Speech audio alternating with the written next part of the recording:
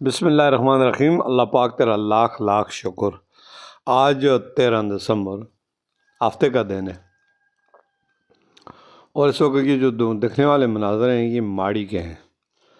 یہاں پر آج پہلی مرتبہ حذیفہ فراز کے ساتھ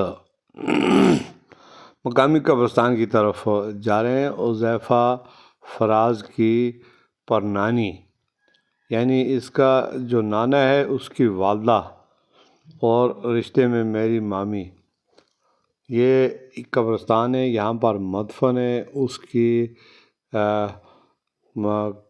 فاتح خوانی کے لیے آج انہوں نے کہا اب دادا ابو مجھے نانی کی قبر پر لے کر جائیں۔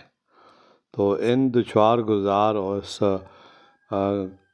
راستے سے یہ کمزور سا اور کم عمر حذیفہ فراز، جس کی عمر اس وقت زیادہ سے زیادہ 3 سال کے قریب ہے، اور یہ چل کر اپنی پرنانی کے قبر پر جا رہا ہے۔ وہاں پر یہ فاتح خوانی کرے گا۔ اب اس کو نظر آ گیا کہ یہاں پر قبرستان ہے۔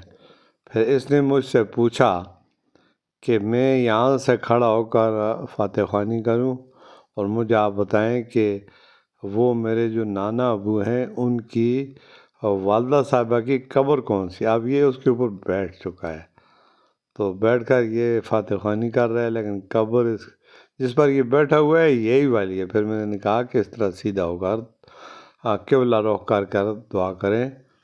یہ وہ کتبہ لگا ہوا ہے جہاں پر لکھا ہوا ہے ملک گل حسن، یہ ان کے شوہر تھے اور اس کے نام سے یہ کتبہ لگایا ہے، اور یہاں پر اس کی پرنانی مدفن ہے، یعنی حاجی غلام نبی کی والدہ اور عبدالقیوم کی والدہ یہاں پر دفن ہے۔ تو کیمرہ کہیں تھوڑا سا لیفٹ رائٹ گھمایا تو یہاں پر یہ دیکھیں ایک بزرگ شخص تنکا گھاٹا کر کے یہ لکڑی گھر کو لے کر جا رہا ہے، چونکہ صبح شام سخت سردی ہوتی ہے۔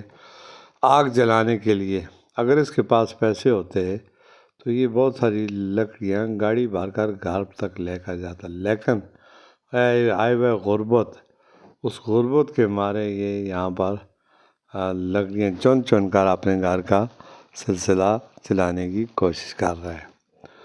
تو یہ ہے وہ قبرستان، ملک قبرستان، جہاں پر ان کے آباء و اجداد مدفن ہیں۔ یہ جو سارا آپ سامنے کا منظر ویو دیکھ رہے ہیں، اس جگہ کو حیات آباد کہا جاتا ہے۔